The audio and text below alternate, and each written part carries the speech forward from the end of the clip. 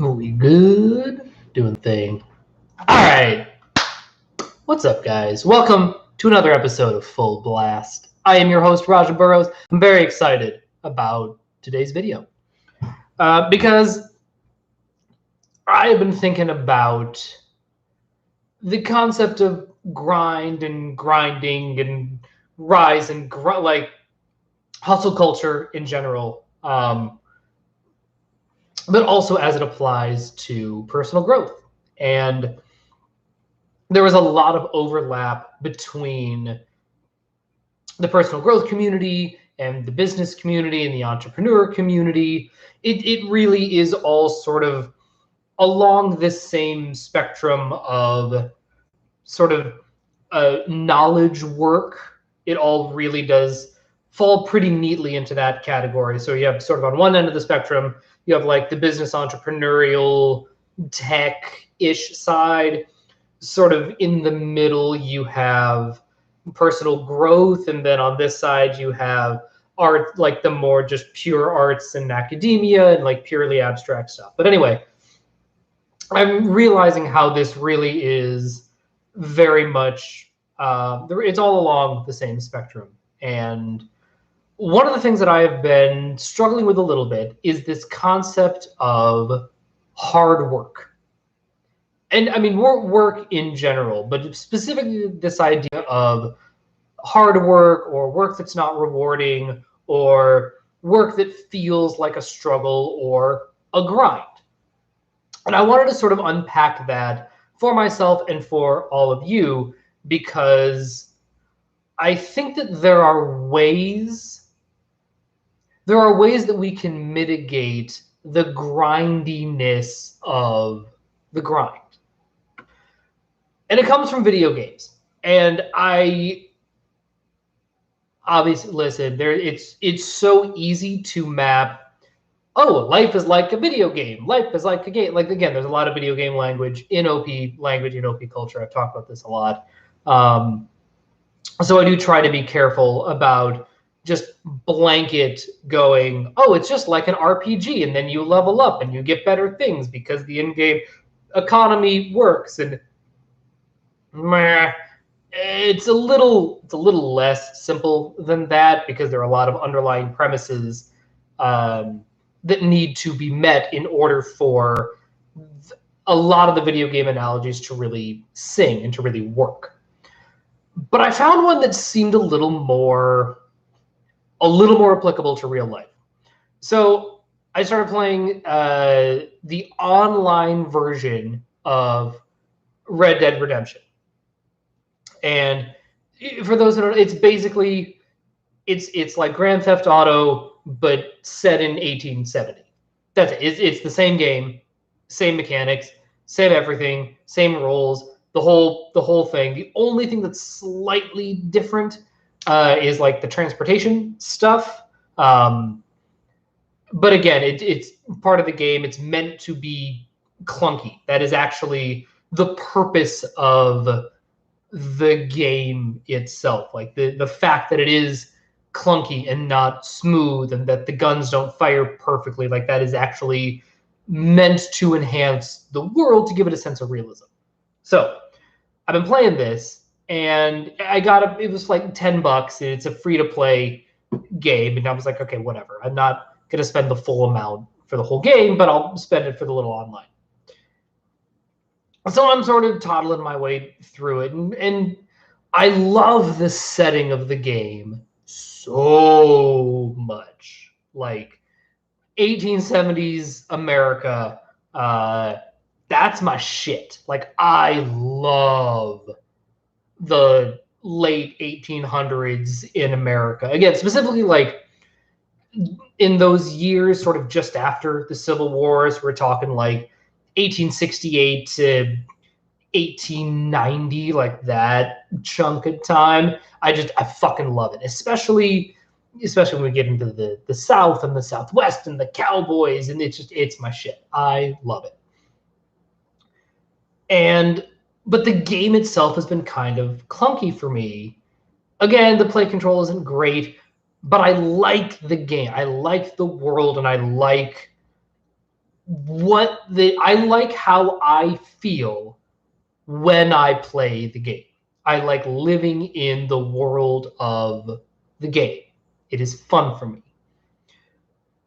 And the way that the game is set up very broadly is there are different like roles that you can pursue, and it's like this is your class or whatever, and you just like level up, and you either whether you're a bounty hunter or you're a collector or you're a photographer, whatever. There's a bunch of different things you can do. And so the track that I picked for myself, I did bounty hunter for a little bit, and I was like, this is not as fun as I wanted to be because the play control is so wonky. Also, I just don't think guns are cool. Like at the end of the day, it really is just like I don't think guns are cool. They're certainly not as cool as knives and bow and arrow and swords and hammers and shit. That shit's cool. That shit's cool. I don't know. Guns, nothing. They're just not cool. Shotguns are cool. Shotguns are pretty fucking cool. But other than that, like I don't really give a shit. So the track that I'm on is as like a hunter trader kind of dude who will eventually open up a moonshine distillery. That is the niche that I have decided for myself that I'm going to pursue whenever I play the game. And it is not super easy in the sense of like the big part of the game is you have to like hunt animals and then get their fur and then sell them. Like you actually have to do the thing. And there are animals scattered about, absolutely. And if you look online, if you look for like how to level up your, hunter track or whatever, it all says it's like, yeah, at first it's just a grind. Like there's no way around it. It's just a grind. And so the first thing that I realized as I was like walking around and like living in this world and inhabiting this world is I was like, oh, I don't like where my camp is, because it's sort of meant to be like a mini America. Like there's all the different zone. What's the name for the different like environmental biomes, right? It has all the different biomes of America, right? So there's like the mountains, and they call them the Grizzly Mountains, right? There's basically New Orleans, right, and the bayou and the swampy tideland bayou energy. Then there's like the plains, and then there's the forest, and then there's the desert. So again, there's all these different biomes. And originally where I was, because it said that this was like a really good place to camp out if you're trying to like, level up quickly, whatever, is in the bayou, because then you get the alligators and stuff, right? And I didn't mean to just gloss over what I just said, because I want to go back. The idea was to like I picked this place because I thought it would get me to where I wanted to go more quickly. I wanted to level up as efficiently as possible. And that's something that I have always been interested in, is like it's not that I'm impatient. It's that I want to make sure that whatever pace I'm going at is roughly as fast as I can reasonably go without burning myself out, right?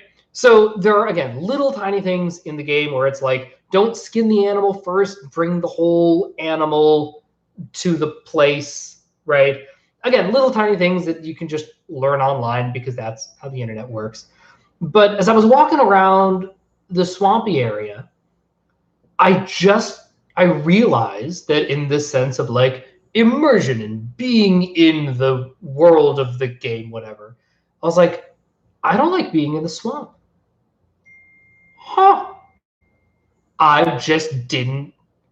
As I was walking around, I was like, I feel hot.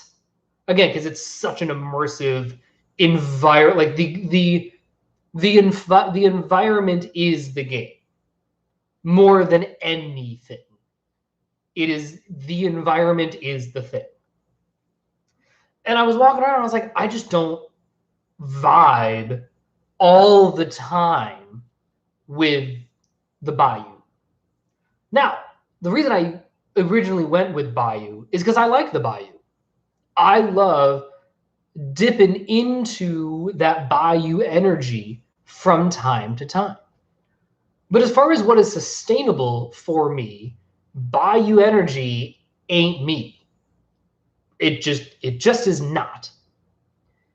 And once I started to really like walk around, because what happened is I was like, I don't want to play the game as much because I have to walk around this fucking bayou and my character's hot because nobody wears shorts because it's 1871 and that's not a thing. So I'm like, I just in the to the extent that I am trying to embody this character, I was just hot and I didn't like it and I was sticky. And so I moved my camp up to the mountains. I moved it up to the Grizzlies because I like the mountains. I grew up in the mountains. My best friend lived in the mountains. Going back to shotguns for a second, he lived in such the mountains that by the front door they had a shotgun. We go in and we're like, why the fuck is there a shotgun here? And they're like, well, that's because if a bear is on the porch, we have to be able to shoot the bear in the face to make it go away. And you're like, fair enough. That is a good, and they're like, and obviously like they didn't have like the cartridges out for the kids to fuck around with. But like, yeah, so mountains. And I was like, oh, and so once I moved the camp and I was just like in the mountains, I just started enjoying the game a lot more. I started walking around. I just started spending more time in the game and almost accidentally doing better in the sense of it for whatever reason, it didn't feel harder to find animals. That's interesting. Now, I think that some of that is true. Just the animal density population up in the mountains is higher than in the bayou, just because of how the game is programmed. But it got me to thinking about like, okay, well, what really energizes me in this game? And I've talked before about this idea of like small incremental energy exchanges where it's like, I want to be, it's very frustrating for me to spend $100 and get $101 back. That's tough.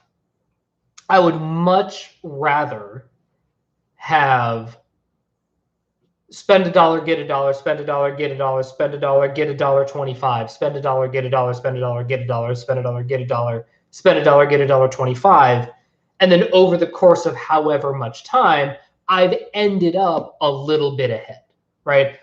Just because I want that quantum energy to interact more, even if each individual interaction isn't as spicy, right? It's not as big because, you know, to bring it back to the game, like I don't want to spend all my time hoping that one fucking alligator just shows up. Yes, it's a better payoff, but I would rather spend that time like, I don't know, hunting 2 wolves or whatever, right? Or 3 deer. right? Whatever it happens to be. I want more of that energy. But really what it came down to is I realized that I was having more fun just because I liked the environment. And because I liked the environment and because I just liked walking around in this digital world, in this part of this digital world, I didn't really care how successful I was. And I think that is a really counterintuitive but deeply important lesson, I think, for all of us, because obviously we want to succeed at things, right? Duh. And also, just as obviously, in a lot of ways, we recognize the importance of enjoying the process. And the way that I think those two things hang together is it's not about trusting the process, which is right. It's not about trusting the process as much as I thought it was. There are obviously certain instances in which trusting the process can be useful. But think about that phrasing of trust the process. Trusting the process implies that the process is going to be rough, but the result will be worth it. Okay, fair enough. But I think that we might have that backwards. And I have to wonder if there's more value in trusting the result and enjoying the process, right?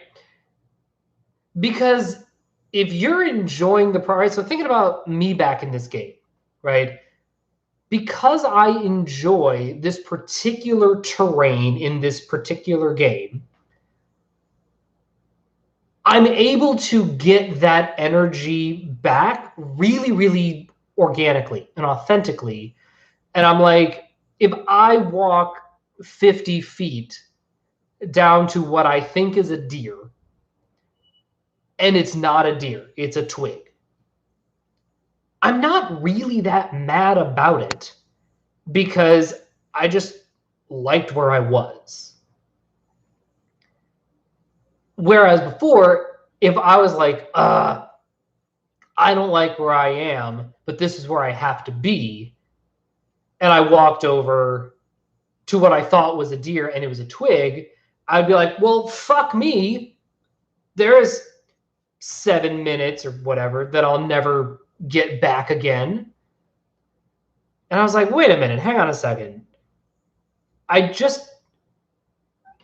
Yes, in some ways, be happy where you are. And I do think that in a lot of ways, happiness is largely a choice. Not entirely, but largely I do think it is a choice. And I think that there's a lot that we can do to help make the best of whatever circumstance we are in by simply focusing on that which is immediately within our control, right? But there are a lot of times when, so hang on a second. Lost my train of thought. Give me a second. So I would do this live. Because I'm talking about, right, be happy where you are. But also, if there's a place that you're happier and can go there, go there. Go there. The best advice I've ever gotten about anything ever, I'm going to say it again. I've said it a million times. I'm going to just keep saying it because it's the best goddamn advice I have ever heard anybody get. Ever. Bunch of actors sitting around, and a bunch of actors in New York sitting around, and they're asking the casting director, where should we live if we want to do film and TV? With all of the filming and Netflix happening in New York, should we live in New York or Los Angeles? And the casting director says, live where you are happy. Because wherever you are happy, you will have exactly the career that you actually want. You can do this work from anywhere. So go where you are happy. And I had the initial mind blownness, but it really did take me another good 3 to 4 years to really understand why that works and why that's so important. And it's because if you're happy where you are, you will just see opportunities more easily, more readily, and more importantly, you will see the opportunities that are a good fit for you and your most authentic self, because you're not expecting anything. You're not expecting any result because of the environment. So I'm thinking about me living in LA. I really like living in LA. LA is pretty fucking awesome. And all things considered, there's no place that I would be happier right now than Los Angeles. Are there things about Albuquerque that would make me happy? Absolutely. But I wouldn't be as happy in Albuquerque as I am in LA. So this is the right place for me, regardless of anything, regardless of whatever success I have, and more importantly, how quickly I get that success. I recently joined TikTok, and I've been very much enjoying it. Super fun. Love it. And one of the reasons I like it is just that I like the platform. The platform is fun and cool and interesting to me right now. So what does that mean? Well, it means I spend more time on it. It means I'm not so it's so funny when I was doing the YouTube thing, and it's not that I haven't fully abandoned the YouTube thing. I'm, spread myself out, doing a bunch of different things. We got a lot of fingers and a lot of pies. But I found myself just doing so much research about how to do YouTube right without actually figuring out, okay, well, how much do I want to do? Is this the right medium for me right now for what I want to do? Now, I don't regret having started the YouTube channel. It's called Rugged Divine, by the way. I do tarot videos. I have 2 up right now. But because the reason I don't regret it is I was I need some kind of creative outlet for something. I just need a place to put content and to make things. And I really resisted TikTok for a long time. A long, long time I resisted it because I didn't understand it. And a couple of things happened. The short version is I happened to see a TikTok celebrity in real life just get mobbed with people and how gracious she was about it. I was like, okay, there's something really special about this platform that I'm wrong about. I'm just fucking wrong about this thing. And, as I sort of started to play with it, and I started out doing this one thing, and it was these tarot videos, and I was like, my energy isn't there. I don't want to spend my time on the platform doing this. So then I just didn't. And I didn't worry about, well, what's my, account authority and how to grow your channel as fast as possible, whatever. And I was I finally realized I can't care about that. I can't care about going as fast as possible. I can't care about being as efficient as possible, because ultimately, if I like what I am doing, I will naturally be incredibly efficient at it. If I don't like what I'm doing, then no amount of efficiency is going to help, because I'm just racing to a destination that's not going to fulfill me. So my biggest realization and sort of meditation on the grind and grinding and how to do whatever is, I think it's really important to go where you are happy.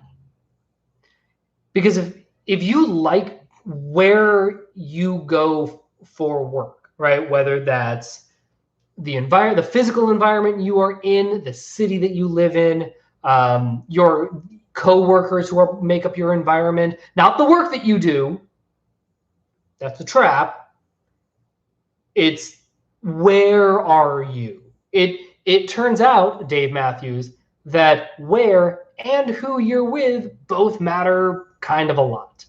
So it's really important to understand, I think just to understand that. And to look for environments that you just want to be in, regardless of what you're doing. So one of the reasons that I have finally started to get fit, obviously not counting the time, that we were in the pandemic, because wow. But, starting in 2017, the reason I finally started to get fit was because I was like, oh, I like this gym that I'm going to. That was it. It was just a swanky as fuck gym that I could afford because I was making stupid amounts of money in New York City. And I was like, oh, I just like going here. Like, I just like being in this environment. So I ended up showing up more. And I had just ended up working out because I liked where I was going. That's it. That's the whole fucking key. And then I started to not only get fitter, but take on the identity of person who is fit. It was great. I loved it. And I think that when we're talking about anything that is a grind or that doesn't have any sort of immediate reward, that's either a really good sign or a really bad sign. It's a great sign if you're like, oh yeah, I don't care, I just like being here. Fucking double down on that shit. Because if you just keep showing up, you're gonna make shit happen. There's kind of no way to avoid it. I mean, or rather, you have to try. Like, you have to actively try to not move forward if you keep showing up, right? But on the other hand, if you're like, this feels like a grind, this feels like a struggle, this feels like a chore, and not a chore in the sense of, oh, I do this once and then I'm done, but like in the sense of like, this feels like a never-ending cycle of chores. Take a step back and ask yourself if you even like where you are. That's it. Ask yourself if you like where you are. Because if you like where you are, it won't feel like a chore. It just won't. You'll be like, oh yeah, I take pride in the fact that I am part of this environment, that I'm part of this community, that I'm part of something larger than myself, aka the environment. And you can't help but to want to make it better, to find ways to make it better, to feel invested, to feel a sense of ownership.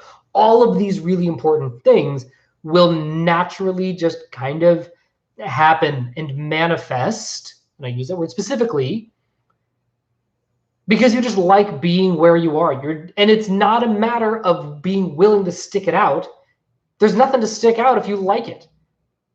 If you're like, oh yeah, I remember when the reason I crushed it at work in the corporate world for those chunk of years, was I just liked showing up to the office. I liked the office. I liked the people. I enjoyed the environment. I enjoyed where it was. It was easy for me to pop in, say hi, do a little bit of work, accidentally ask to help with but that was it. I had no agenda. I just like being. So if you feel like you're in a grind, ask yourself if you're happy where you are. And if you are happy where you are, then trust that the grind doesn't matter, and that all you have to do is keep showing up to this place that you like showing up to. And over time, it'll happen the way it's supposed to happen. And if you don't like where you are, ask yourself, is there somewhere else I can go to be happy? That's it. That's the question. All right, that's all I got for today. Thank you so much for hanging out with me. As always, I love you. I see you. Now let's do the damn thing.